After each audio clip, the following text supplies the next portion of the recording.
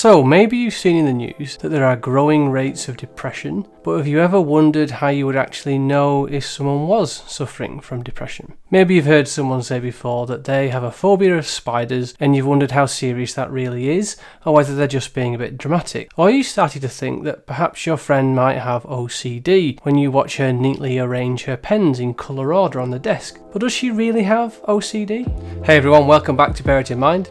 On this channel, we explore the world of psychology so that we can better understand ourselves and others. In this series, we're exploring the topic of psychopathology, which is the study of mental disorders. And in this video, we're looking at the characteristics of phobias, depression, and OCD. In other words, what are the signs and symptoms of these conditions? For each condition, we're going to break it down to three parts. Firstly, behavioural characteristics, what someone does. Secondly, emotional characteristics, how someone feels. And thirdly, cognitive characteristics, how someone thinks. Before we explain this further, two important notes. Firstly, I'm a teacher of A-level psychology, but I am not a certified clinical psychologist or a psychiatrist. So if you are concerned about yourself or about someone else you know, please don't base a diagnosis off this video. It's always best to see your doctor. And secondly, whilst some of the examples we will look at in this video are the experiences of people who have had these conditions, some of the examples are fictional and are primarily chosen to help you understand and remember these characteristics. So we must remember that for people suffering with phobias, depression and OCD, that these are very real and difficult conditions that seriously affect their life. Let's explore phobias first. What comes to mind when you think of phobias? Well, sometimes what can come to mind are fairly mild fears that people may have. For example, you may hear people say that they have a phobia of dogs or of talking in front of a group of people. Some of these mild fears can at times be considered a bit daft and funny. However, when we're talking about phobias as a mental disorder, these are clinically diagnosed and much more than mild fear. Phobias have a significantly negative effect upon someone's life to the point where it impacts their ability to function in everyday life. So let's consider the behavioural, emotional and cognitive characteristics of phobias with our first example. Goodbye, friend of Hagrid. Can we panic now? What? You heard what Hagrid said. Follow the spiders. Wait, spiders? Why couldn't it be follow the butterflies? In terms of behavioural characteristics, we firstly see panic. Here we can see that one of the behavioural characteristics for phobias is that when someone with a phobia is presented with the situation or object of their phobia, they can respond with panic. Can we panic now? This involves a range of behaviours including crying, freezing, screaming and sweating among others. And the second behavioural characteristic is avoidance. The person will go to great lengths to avoid coming into contact with the very thing they are afraid of, unless of course they're deliberately trying hard to face their fears, but more on that when we get to the treatments. In terms of emotional characteristics, firstly, anxiety. From when I was accused, Hagrid. Experiencing high levels of anxiety in the presence of your feared object means that the person is unable to relax and makes it harder for them to have any sort of positive emotions from the experience. And our second emotional characteristic is fear. Hagrid. Coupled with anxiety is an intense experience of fear which is linked to the body's response in such situations, the fight or flight response, where amongst other things, our heart rate and breathing rate increase. In terms of cognitive characteristics, firstly, irrational beliefs. Remember that cognitive is focusing on the internal mental processes we have, the thoughts in our mind. When someone has a phobia, it's typified by irrational thoughts. The word rational means that something is reasonable and logical. It makes sense.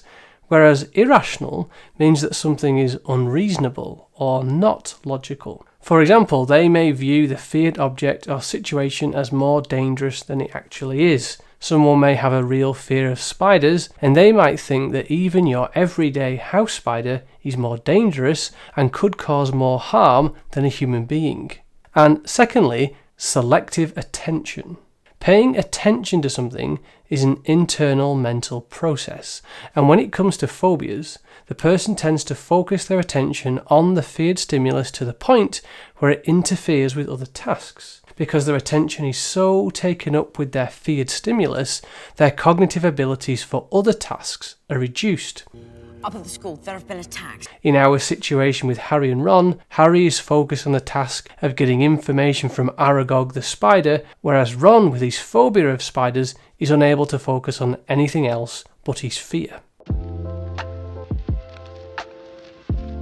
Now that we've looked at phobias, let's move on to the characteristics of depression. In terms of behavioural characteristics, firstly we see a lack of energy and pleasure in all activities. Often people suffering from depression have lower levels of energy, and this can be seen in their lack of engagement and participation in things like school, work, and their social life, where they will typically become withdrawn. Here we go round the mulberry bush, but don't worry about me, Pooh. Go and enjoy yourself. I'll stay here and be miserable.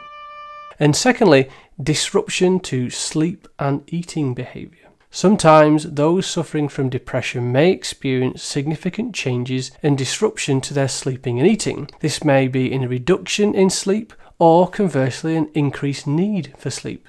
It can also disrupt eating behaviours, where people may eat a lot more and gain weight, or eat less and lose weight.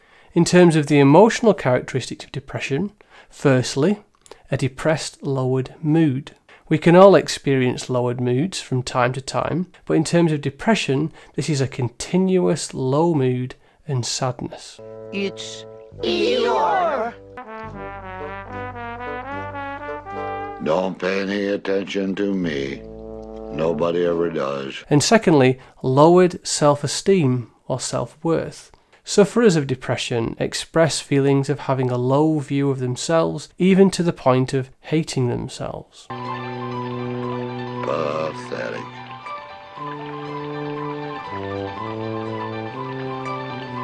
Just as I thought. No better from this side. In terms of cognitive characteristics, firstly, an inability to concentrate. Poor levels of concentration are often associated with depression. This could be in terms of struggling to make decisions about things they would typically find quite simple, or struggling to focus on a particular task. And secondly, negative thoughts, dwelling on the negative. When a person is experiencing depression, their thoughts can often tend to emphasize and dwell on a negative view of things and fail to acknowledge and focus on the positives. It's my birthday, the happiest day of the year. Your birthday? Of course, can't you see all the presents? No. Can't you see the cake, the candles, the pink sugar? No. Neither can I. Oh. Now that we've looked at phobias and depression, let's finish by looking at the characteristics of OCD. OCD stands for Obsessive Compulsive Disorder. This involves a cycle of obsessions. These are unwanted, distressing thoughts and urges which create anxiety, which then leads to compulsions, a behaviour performed to help make the anxiety go away, which when performed provides some temporary level of relief. So in terms of our characteristics, behaviourally, firstly, we see compulsions and repetitive behaviour. As we just mentioned, this refers to repetitive behaviour that a person with OCD feels driven to perform. For example, here is author John Green sharing his experience of OCD. Right, so the compulsive behaviors I use to cope with these obsessive thought spirals, repeatedly checking my food for contamination, for instance, or spending hours Googling what will happen to me if I eat moldy bread, those are for me ways of trying to comfort and calm myself. Like, I'm not checking over and over again to be eccentric or whatever, I'm doing it because I cannot stop obsessing over the fear that I might have eaten living mold, and I will do whatever I can not to be strangled by that thought. And our second behavioural characteristic is reduced social activity. Due to the anxiety involved with OCD, they can have problems with engaging in normal relationships. In terms of emotional characteristics, firstly, anxiety. The obsessive thoughts cause a feeling of intense anxiety or distress. And secondly, depression. The anxiety experienced can often result in a low mood and a loss of pleasure in everyday activities because everyday activities are interrupted by obsessive thoughts and repetitive compulsions. In terms of cognitive characteristics, firstly, obsessive persistent thoughts. This is where an unwanted, intrusive, and often distressing thought, image, or urge repeatedly enters your mind.